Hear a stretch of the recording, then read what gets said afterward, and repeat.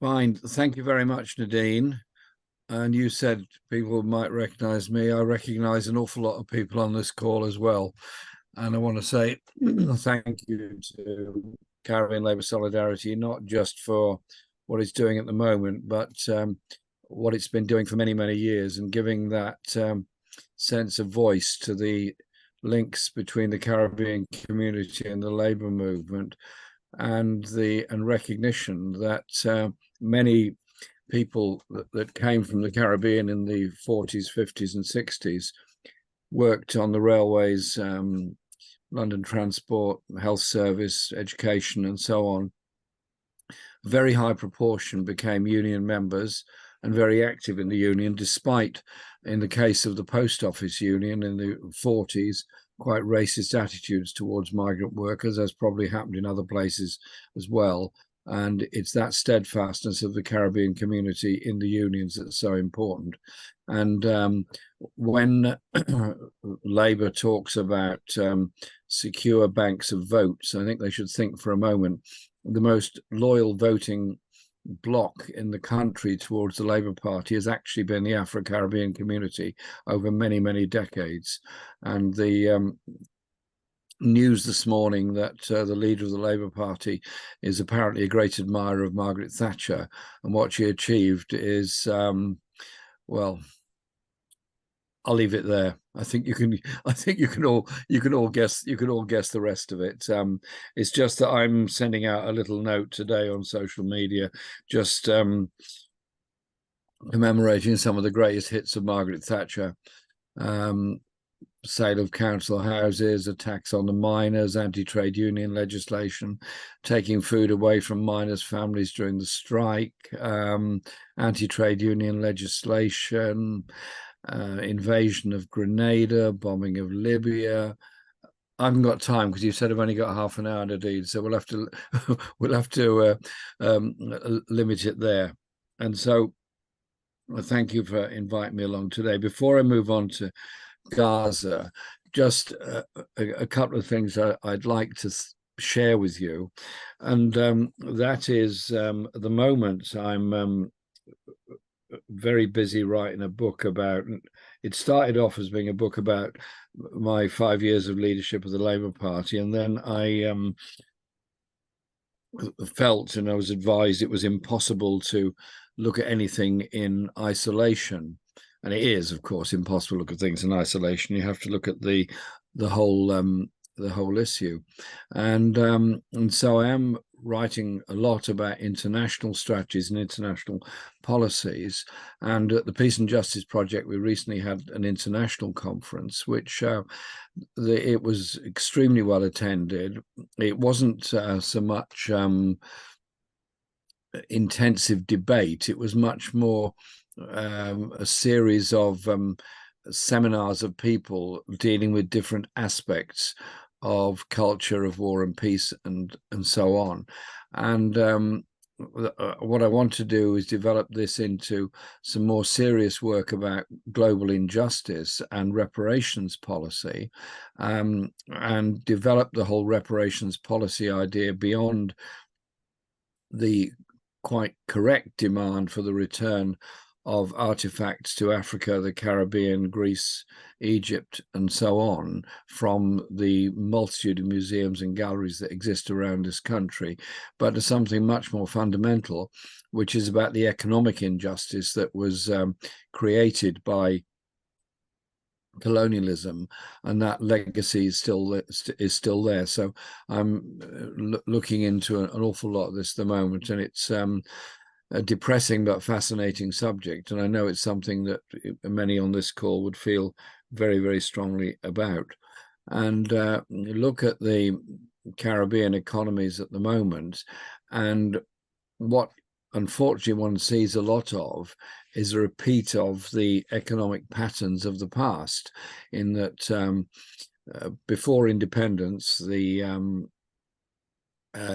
economies were very dependent on lost some pictures there, all back, yeah, very dependent on primary products sugar, cocoa, tobacco, etc., then became dependent on tourism, and have then developed into a combination of tourism, tax havens, and that sort of thing, not enough intra-Caribbean trade or enough industrial development or development of agricultural products into sales products. They're much more still primary products. And now the development of oil and gas in Guyana and the gold rush of global corporations into Guyana and ramping up of the dispute with Venezuela.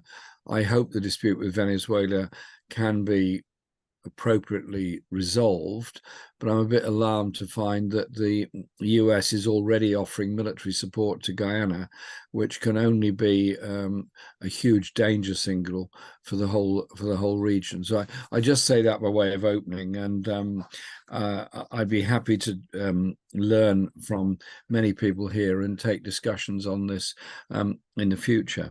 Nadine mentioned quite rightly the issues of Gaza. And I think I'll discuss Gaza, of course.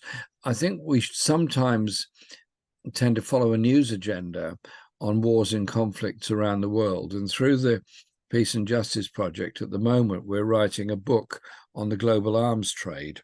Andrew Feinstein, Paul Rogers, and a number of other people are involved in the writing of this book.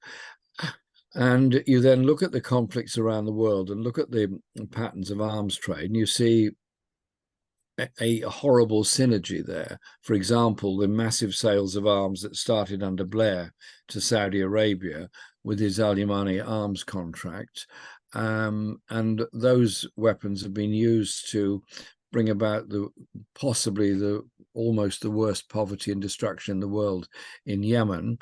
And whilst there is a lull in hostilities, there is no resolution to the issue or the conflict there, and one sees a build-up of the potential of a war between US-led West and Iran behind all of this, which is obviously a pretty terrifying prospect.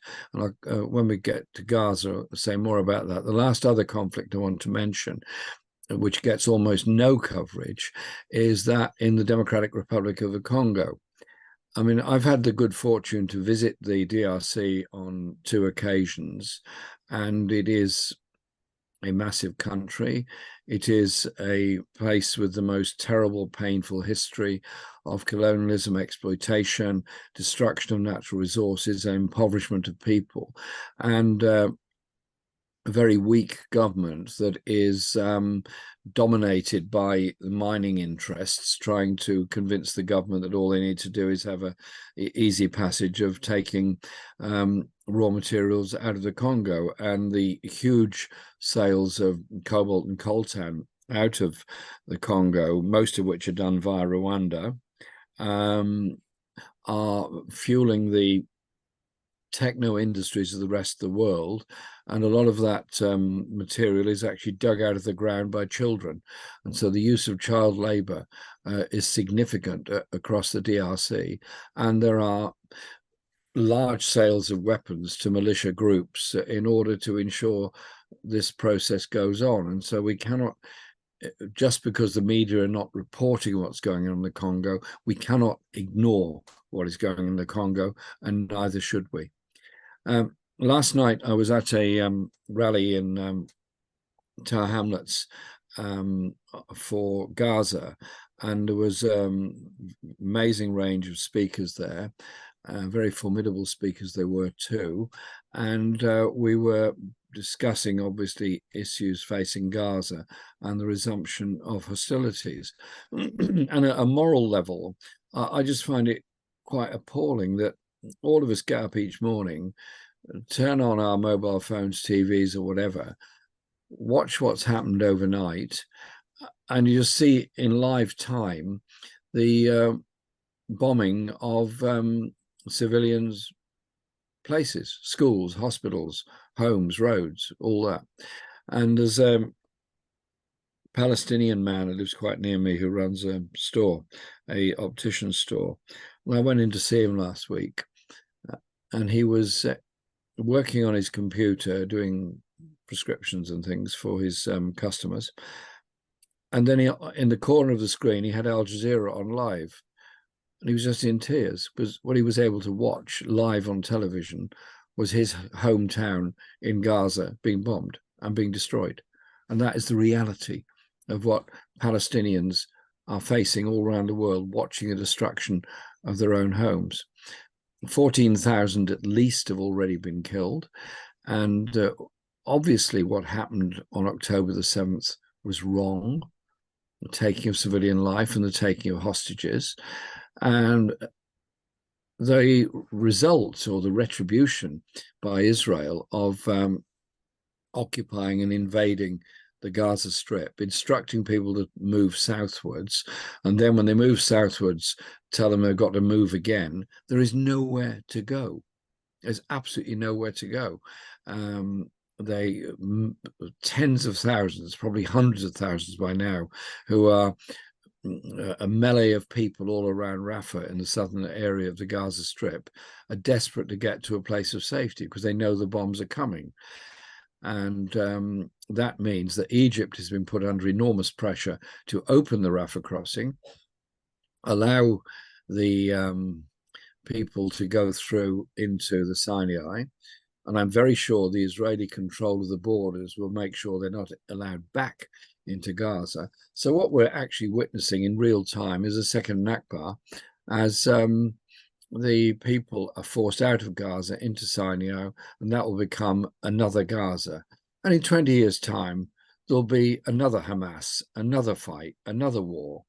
And so it will go on. In the meantime, Israeli settlers will have taken over the Gaza Strip in the same way that they've taken over much of the West Bank at the present time. It is an appalling scenario. And as Antonio Guterres quite rightly said in his remarks about Gaza quite early on in this, was said, yes, of course, condemn, but there has to be a ceasefire, which he strongly supported and the US vetoed with British support. But this conflict didn't come from nowhere, pointing out the occupation of Gaza, pointing out the military occupation of the West Bank, and the lack of civilian control by Palestinians of almost any aspect of their lives in Palestine at all. My good friend Mustafa Barghouti, the president of the Palestine National Initiative, we had a long discussion when he was in London last summer.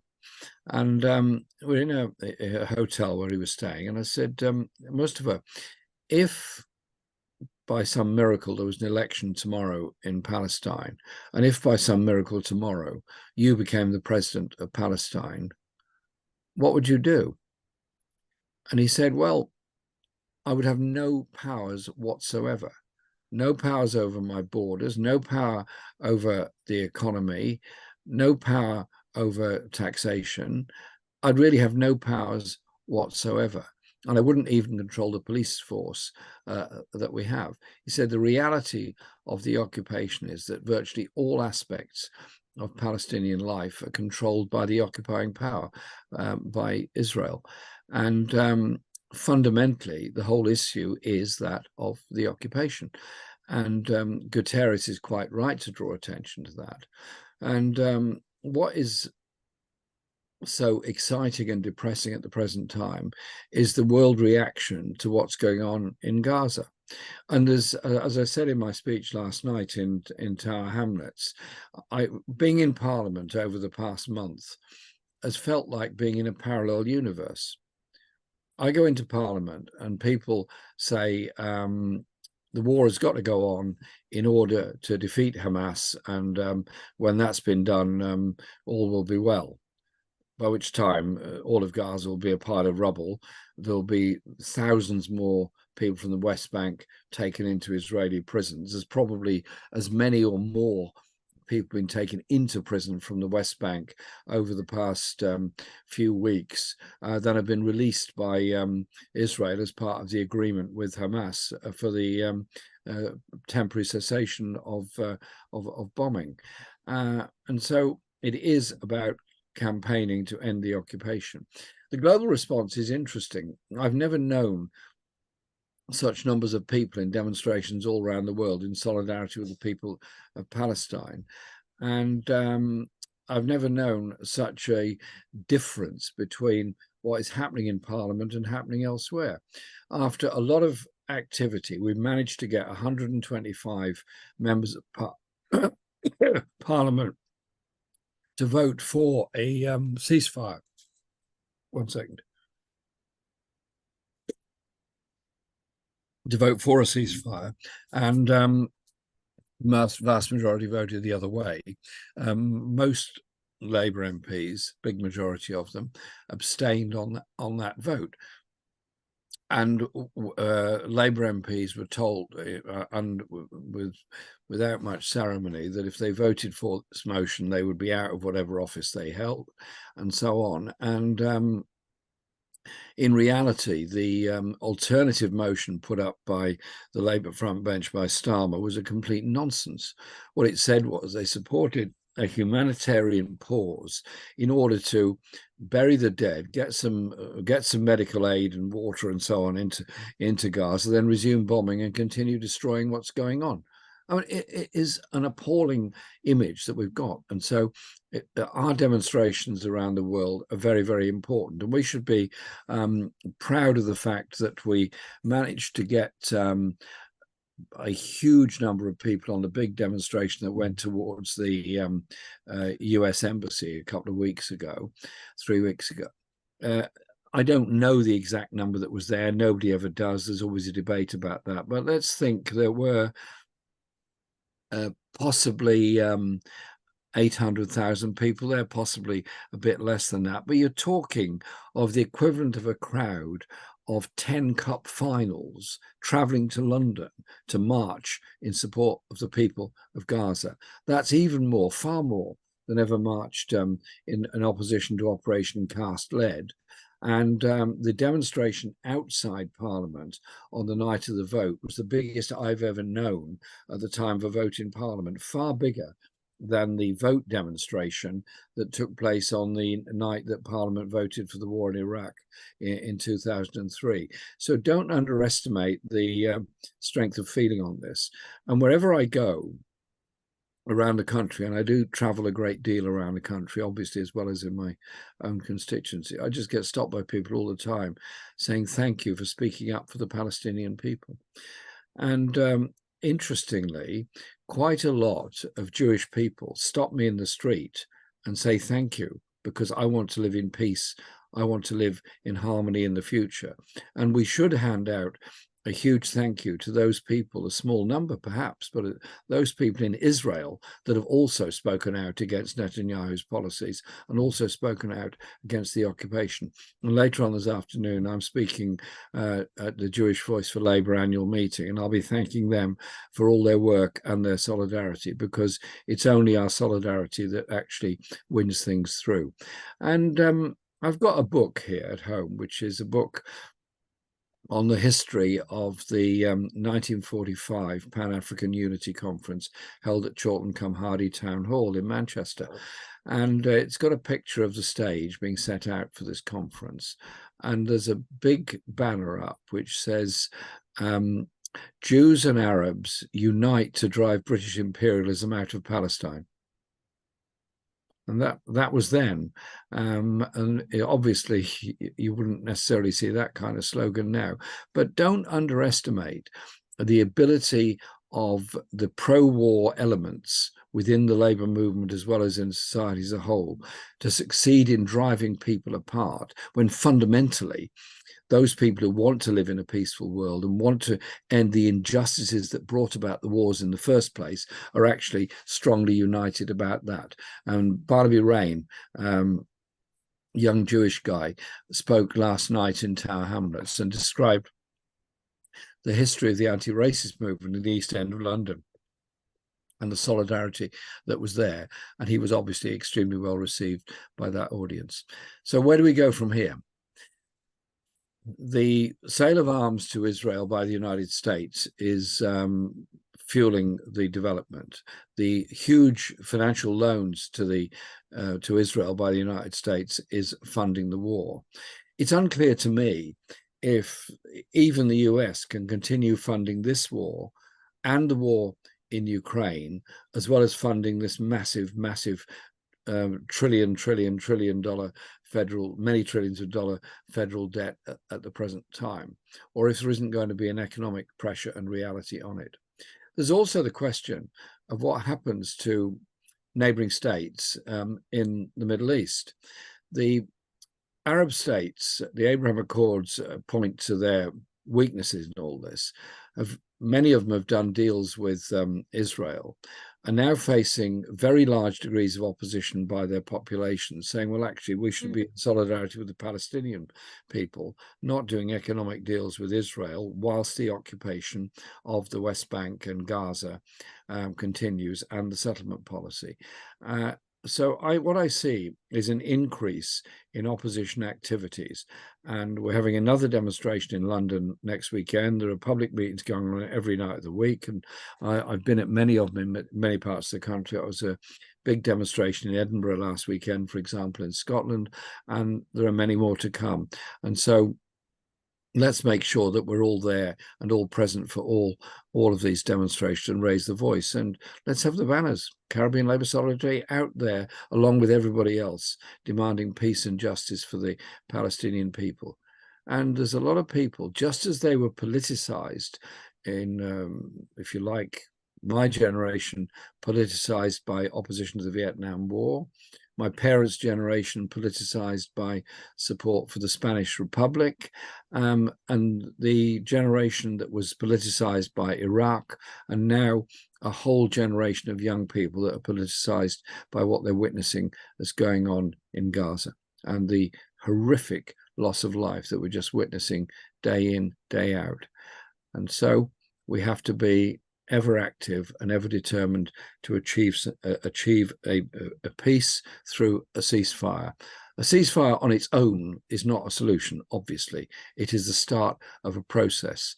But that ceasefire has then got to lead on to something else, but particularly the withdrawal from Gaza and the West Bank by the Israeli forces. What I haven't said anything about, which because they often get ignored, which is why I want to mention it, is the Palestinian refugees that are living in refugee camps in Lebanon, Jordan, Syria, and the enormous Palestinian diaspora around the world. There is a huge Palestinian diaspora, for example, all across Latin America, which is one reason why the government of Chile, for example, has been very firm on this, and also the government of Brazil, Colombia, and other places. This big Palestinian diaspora, that makes a big difference. And so we have to recognize that the injustice that's been done to people living in those refugee camps. Listen, they went into those refugee camps before I was born. They've spent their whole lives there. They are, in very few of the countries where these camps are located, have got full equal rights with other citizens. They're actually often second-class citizens, and sadly, quite often ignored within Palestinian politics. I think they need a voice. So this war has brought people together, has developed a global peace movement very rapidly, has developed a much better understanding of the history of the region and what happened in the 1940s when the mandate came to an end, but above all shown to so many people what the arms trade, what arms sales, and what the armed presence of Israeli forces in Palestine actually means for the people there, and the refusal of the Palestinian people to shut up and go away, which is what so many people want them to do, to stand there and say, we're here, we're Palestinians, and we're not disappearing. So let's be sure that all of us take part in all of the demonstrations we can and keep up all the pressure, particularly on our government. We'll be back. I'll be back in Parliament again tomorrow. We'll see if a statement or whatever comes up and asking questions about Britain's military role in this, because mysteriously there's a British naval presence off the coast of Gaza at the present time. Now, I ask myself, what are they there for, and what are they doing, and what use is the base at RAF Akrotiri, which is British sovereign base, being put to at the present time? So those are some of the questions I'll be raising. Nadine, I think I've probably spoken for a bit too long, so I'll stop there. Then we've got time for some questions and discussion, but I would be happy at a future event to take part in discussion about reparations policy as well. Thank you. Thanks very much, Jeremy. That's really helpful. I share your complete horror at what's happening, but also the only bright spark is that now the world actually knows what's happening in Palestine, when sometimes they weren't aware. And certainly if the demonstrations here are anything to go by, there's such diversity of both age, gender and race. That is a hopeful thing in support of Palestine. Can I ask people to raise their hands if they want to ask Jeremy a question? Paul. Yeah. Hi, Jeremy. Good Hi, morning. Paul. Well, good morning. Good morning here in Jamaica, that is. I just put a little question in the chat. Humanitarian horrors are what dominates our minds, but in terms of what's behind the incredible Western support for Israel, can you say a little bit about the gas fields, and also how, well, I mean, is that more important than the fact that the West wants a military base in the Middle East? I mean, now the gas fields are a really major thing. They seem so to me. Good question. I wish I was in Jamaica with you now, actually. I hope it's okay there. I'm talking about the weather, actually, as much as anything else. But you're right, of course. I'm just reading your question now. The suspicion of gas and oil fields under Gaza is not a new one. I mean, that has been around for a while. What is new is there's been a much greater certainty of both the size of them and the potential for exploitation. There's already been discussions between Cyprus, Greece and Israel about exploiting gas fields over the past few years. And it now seems that there is actually a vast reserve that is under Gaza and under the sea, if you like, in front of Gaza in the Mediterranean. I think this is one of the driver elements in this particular conflict. I don't think it's the only one, but I think it is a major one. And it would be perhaps a good focus if we started turning our attention on the oil companies that are apparently doing deals with Israel about exploitation of oil and gas in the international waters or the national waters on the coast of Gaza. So, yeah, I think it is a very important point. The issues of hydrocarbon policy across the Mediterranean are complicated. There are questions about pipelines being developed into Cyprus and objections by Turkey about any pipelines going through Turkish territorial waters. And this then throws into pretty sharp relief the partition of Cyprus following the Turkish invasion in 1974. So as soon as oil and gas appear anywhere, then that unleashes a whole lot of often contradictory interests. And that's why I mentioned at the beginning what I was saying about Guyana and the dangers to peace in Guyana of finding substantial reserves of oil there. Again, there was suspicions of oil and gas in Guyana going back 50 years or more. What's new is that the levels of exploration are much more intense and much more effective and efficient than they were all those years ago. So they've got a pretty fair idea of what the size of the reserves are. But obviously, environmentally, it's unsustainable to fuel the planet by pumping more and more oil and gas out of the ground and burning it for the obvious damage it does to our environment. And so it's not as if there's a zero sum in this. There's a disaster, in this case for the people of Gaza, but there's also a disaster for all of us if we carry on exploiting oil at this rate. Thank you, Jeremy. Well, thank you. Thanks for your question. Joseph, you have your hand up. Yes, good afternoon, good evening, good afternoon, everybody, especially Jeremy. It's a pleasure to be able to speak with you and listen to you after following you for many years.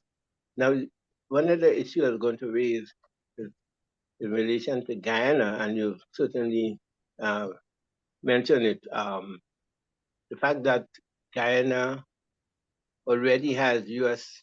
troops training Guyanese soldiers. And also recently a French military envoy visited Guyana to express support for Guyana's dispute with Venezuela. And also the potential division of the Caribbean over Venezuela again. We had it a few years ago. I would like you to speak to that, but also the issue of Palestine, where most of the Caribbean countries, although they voted in the United Nations to add that resolution some weeks ago, they have remained almost silent when it comes to further, including me, Motley, advocating for at least humanitarian consideration in Gaza. Can you speak to us on that from your vantage point? I hope I could have frame the question better than this, but this is how I can do it. Thanks, Joseph, and nice to see you, and thanks for your kind remarks. The oil and gas in Guyana is obviously going to be sought after by all the global corporations, and they're certainly there. And what I find quite horrifying is the Americans immediately getting involved militarily with Guyana, which traditionally they had not always been that involved, and using it as a way of attacking Venezuela and continuing the sanctions policy against Venezuela. So what I see building up here is the potential for a substantial American presence in Guyana, which could be used as a launching pad against Venezuela in the future. Under President Chavez, there were, as I understood it, quite good relations with Guyana most of the time. And they didn't particularly continue the border dispute, preferring to refer it to international arbitration, which is where these disputes ought to be settled, and there ought to be an understanding of the limits of exploitation of the whole Amazon basin, both for environmentally sustainable purposes on biodiversity, because biodiversity doesn't halt at one national border. It's something that obviously envelops the whole world in the same way that oceans affect all of us wherever they are. So I hope that there will be an ability by leading politicians in Guyana to actually reach out to have intelligent discussions with Venezuela, rather than be guided by the US State Department and US oil and military interests in promoting a conflict in that region. It would be a disaster. It would be a disaster. Thousands would be killed on both sides of the border, and the result will be what? Destruction of so much. And so the points you also make about oil and gas under the coast and land of Gaza are very, very serious indeed. And somebody put in the chat just now, which is good. I hadn't seen it actually, that news this morning. Kwabena's message that put in about the RAF flying reconnaissance missions over Gaza at the present time. Well, what on earth for? What on earth are British planes flying there for, any more than there are British naval presence off the coast of Gaza? So I'm assuming there's going to be a statement in Parliament tomorrow. So you've given me a good basis for my first question on it. All conflicts are developed in some way by a greed and a thirst for other people's resources. Iraq, huge oil reserves. Venezuela, huge oil reserves. Angola, huge oil reserves. Libya, huge oil reserves. Look at the pattern around the world, and look at where the interests of Western military very rapidly appear after that. And so this war, like many others, is actually not wholly, but in part fueled by the grabbing of other people's resources. Thanks very much, Jeremy. And if I could ask a question from the chair, the reconnaissance missions appear to me to have very little justification, because I'm not sure how they could actually find hostages from the air. And also, I think it's the same as the precision bombing they claim to have. It's just an excuse for what they're doing to the civilians, which is blanket bomb. I don't believe that those are reconnaissance missions for saving hostages any more than they are protecting civilians. In my experience, having visited Gaza many times and the West Bank many times, the Israeli intelligence presence is massive. They have a pretty good idea of just about everything that's going on there. So the idea that reconnaissance flight over Gaza is going to identify individuals in Hamas seems to me a bit far-fetched. Yeah. Ola, and then Stephen. Ola? Yeah, thanks, CLS, for this event. Just wanted to get your or ask your experience, Jeremy, since you've obviously been in politics over a long period of time and with the various parties involved. Just wanted to know, is, based on all of the things that we're seeing now, is it that humanitarian politics is weak? Is it weak to base politics on humanitarianism? Is it that it doesn't really have as much gravitas, and that, you know, the corporate agenda will always override this? Or is it that we as a people who think that our destinies are somewhat, you know, it's going to happen. We will find some way or another not to be obliterated off the face of the earth. Is it that is what makes us continue to have a weak analysis of what humanitarian politics is supposed to be? And I'd like to know that. I'd like to hear your views on that, please. I can't hear you. You need to unmute, Jeremy.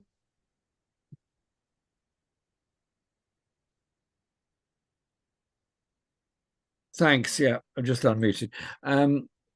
I just saw in the chat a message from Maisie Barrett. Maisie, to avoid any misunderstanding, when I said I was proud of the Caribbean supporting the Palestinian people over Gaza, I don't include all Caribbean governments in that by any means, and certainly not the government of Jamaica in that. What I was pointing out was that the Afro-Caribbean communities on both sides of the Atlantic have shown a great deal of solidarity and support for the Palestinian people. I would wish that all Caribbean governments would be supportive of the ceasefire and of the resolution at the UN, and that I would hope that the popular movements in all of the countries across the Caribbean would do all they can to pressurize their governments on this. I was obviously not blanketly saying all governments in the Caribbean. Your point about humanitarian war and what happens to the future. Well, if you look at the history of the 20th century post-Second World War, we had the Cold War, which went on until 1990, which was a massive level of armaments on both sides, particularly in Europe, but in reality there were proxy wars going on around the world. You had Korea, you had Vietnam, you had Angola, and Cambodia and Laos and so on. A lot of proxy wars went on around the world. And then we had the opportunity, that massive opportunity in the 1990s, where the Organization for Security and Cooperation across Europe should have taken center stage and at least been able to bring about not just a massive arms reduction, some of which happened a bit, but not very much, and then brought about a much longer term peace and investment policy in social needs of people. I remember the 1990s. I was in a group called the Campaign for Non-Alignment, which was pushing for a non-aligned foreign policy by the Labour Party and unions in Britain. And I also have never forgotten the number of invitations that various military think tanks used to send to MPs, the endless briefings that were offered at expensive breakfasts in Whitehall and so on. Don't worry, I didn't go to them, which were all about gaming out where the threats were of the future and the need for NATO to expand. And then you reach, by the time you get to the Lisbon summit of 2006, I think it was, the Lisbon summit, which then in which NATO put into its charter the global role that it has given itself, and NATO expansion and the global role have been a major factor in both the increase in the arms trade and arms expenditure and the wars that we've got. So we now have a higher level of arms expenditure in the US and Britain than we've had for decades, including during the Cold War. We have both parties now pushing to go well over 2% of GDP, gross domestic product, going on defence. Tory MPs talking about putting up to 3%, whilst at the same time cutting health expenditure, restricting education expenditure, and so on. I mean, you're all very well aware of the consequence of this. So you then got to ask you a question, well, what is real security? I mean, is security the ability of me to, if I'm talking about my neighborhood, the ability of me to climb up the fence in my back garden with a machine gun and kill all my neighbors on each side? Does that make me safe? Does that make me secure? Does it make them safe or secure? Or is real security knowing that you've got enough to eat, knowing that your kids can go to school, knowing that you've got a health service, knowing that you're going to be able to breathe clean air? And isn't it about investment in a sustainable life and a sustainable planet, rather than the huge increase in arms expenditure all around the world, which is happening now? And the consequence of that can be seen in Ukraine and Russia, in that appalling war that's going on there. Just as much can be seen in Gaza and other places. So can we have a humane and humanitarian foreign policy? Yes, it is perfectly possible. I obviously struggled with these issues a great deal in trying to persuade the Labour Party to go into a different direction internationally, away from rearmament and blind following of NATO, into something that was more akin to a non-aligned foreign policy that would be promotions of peace and support around the world. I have to say that the biggest opposition I received as leader of the party wasn't so much for the economic policies I was pushing in the UK, which were essentially public ownership and redistribution and poverty elimination policies. It was for my views on global issues, global wars, and this relationship with nuclear weapons and wars around the world. And so I hope that if in all the horrors of Gaza, what comes out of this is a better understanding of the reality of where this armaments policy leads us to. So a human foreign policy and a humane approach to the world is about elimination of poverty, and it is about fairness in trade. I mean, do people living in a shanty town in Kenya work less hard than people living in Birmingham or London? No, the answer is no, they don't. They all work very hard in their work and whatever they're trying to do. The reality is that Kenya's legacy of colonialism, low prices paid for primary products, lack of investment in infrastructure, and pressure on to spend a great deal of money on arms and armaments has helped develop a massive social divide within that country. I use Kenya as just one example. There are many, many other examples you can use. So it is about our philosophical approach to foreign policy that's so important, and one that through the Peace and Justice Project, we're keen to develop those arguments, hence the international conference we just held. And so I hope you will all join in future conferences and future activities we put forward. Thanks, Jeremy. I'm just going to take one more question from Stephen Howard. Yes, good morning, greetings to everyone. Mr. Corbyn, I'm sure I'm a producer of WBI in New York, part of the Pacific Foundation. I'm sure you'll be with people and maybe rest in peace, some more remarks. Since the New York Times report came out saying that Israel was aware of this attack by Hamas for over a year now, my conspiracy theory Stephen, I'm tells me you're having breaking trouble up a out bit. hearing you. Stephen, would you like to type your question in the chat? Because I can't hear you very well either. Would you be able to do that? oh, okay, can you hear me better now? That's better, yeah. Yeah. Yeah, sorry.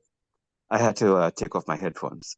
No, what I was saying is, as a former producer of WBI in New York, working with people like Samori Marksman, may he rest in peace, and Democracy Now!, my conspiracy theorist mentality wants to find out, is the reason why the Israeli government did not act when, as the New York Times reported, that they were aware of this attack by Hamas was pending for about a year or so. Did the Israeli government sit back and allow this to happen? So what we're seeing taking place for the past 2 months would be just a way for government to just escalate their continued occupation and treatment of the Palestinian people, and would be a way to further expand their grasp on Palestine when you take into consideration the amount of killings, the amount of starvation, the fact that they don't have the supplies. Is that tourist conspiracy mentality out of place? Thank you. I'm always slightly nervous of conspiracy theories because I get sent a lot of unsolicited mail explaining lots of conspiracy theories to me. But that's not to say there isn't some foundation in some of them. It's clear to me that when Israel withdrew from Gaza in well, when was it? 2000s. I was there in Gaza at the time of the election of Abbas in the 1996 presidential election. Israel was then occupying Gaza. I was an election monitor, and to get to various voting stations, we had to go through Israeli settlements to get through them, which was a challenge in itself. There was huge arguments just to travel through sometimes just a few hundred meters of ground. And it was clear to me that whilst everyone guessed going to withdraw, because that would be part of the deal, that they would leave behind a surveillance infrastructure. And since it's such a small place and were always Israeli drones flying over anyway, whenever I've been to Gaza since then, there's a constant noise of Israeli drones flying over, and then later followed by bombing. They must have had a very clear idea of what was going on. And the arguments about the tunnels, for example, the tunnel under Al-Shifa Hospital, well, take it back a bit. I went on a European-wide delegation to Gaza, led by Sir Gerald Kaufman, very well-known Jewish member of parliament, had been a close friend of Golda Meir and many of the Israeli leadership, and was appalled at Israel's behavior towards Palestinians, and so led this delegation of MPs from across Europe into Gaza. It took a long time. We traveled by various buses from Cairo to Rafah, and then we got to Gaza City, where we went to the what was then the Parliament of Gaza. And it had been bombed, it had been very badly damaged, but they set out dining tables for us basically in the bombed out centre at the part of the Parliament building that was still more or less intact. And the food was fine, it was okay, sort of falafels and so on. It was very nice. And then somebody got up to speak and said, I hope you all enjoyed your dinner. I want you to know that every single thing you ate came through one of the tunnels from Egypt. Which then the sort of horror on the faces of all these MPs who had been busy condemning the tunnel economy and suddenly discovered they'd eaten a meal that had come straight through the tunnel economy. Those tunnels are well known about. And the one that's allegedly under Al-Shifa Hospital, Ehud Barak said it was built by Israel all along because he knew it had been built because he authorized its construction as a shelter for people. So I'm sort of slightly skeptical about some of the stuff that's being put forward on this. But in reality, the issue is that a largely defenseless population are being murdered in their thousands by precision bombing, or so-called precision bombing, of very heavy caliber weapons. I mean, they've now got 2,000-pound bombs being imported from the USA to be dropped on Gaza. Well, what is any of that going to achieve other than the complete destruction of Gaza? And the sort of victory mentality of the Israeli forces, they completely destroyed the what was the Gaza Parliament building, and in the West Bank they specifically went and blew up the quite nice memorial building that was put up to Yasser Arafat. So there is a sort of mentality of retribution against all Palestinians which is going on at the present time. That's why our solidarity has to be for peace, has to be for a ceasefire, and has to be utterly demanding it. And Stephen, well done on your reporting work, and I'm glad to hear you're working with Democracy Now! Wonderful channel and wonderful people, and I really always enjoy being interviewed by Amy Goodman.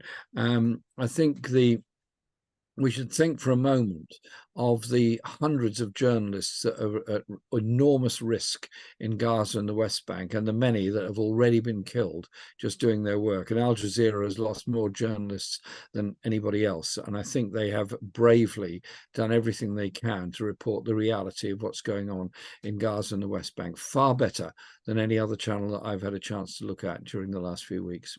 So thanks to the journalists for at least having the bravery and the ability to bring us the story. Well, Jeremy, thanks very much to CLS for this really interesting discussion. We will remain in contact with you. And as you know, CLS are very much in support of you continuing to be a voice in a parliamentary wilderness. And I would agree that it has always been internationalism which has caused the Labour Party to be sceptical about it, which says more about the Labour Party than you. And it says a lot about British politics. So, Jeremy, we will meet again soon. And certainly, if you want any support from CLS, please let us know. Nadine, thank you very much indeed. Sorry we're a few minutes late joining. I had some other things I had to deal with first, but we made it in the end, and I very much enjoyed the discussion. Thank you very much. Full solidarity to Caribbean Labour Solidarity.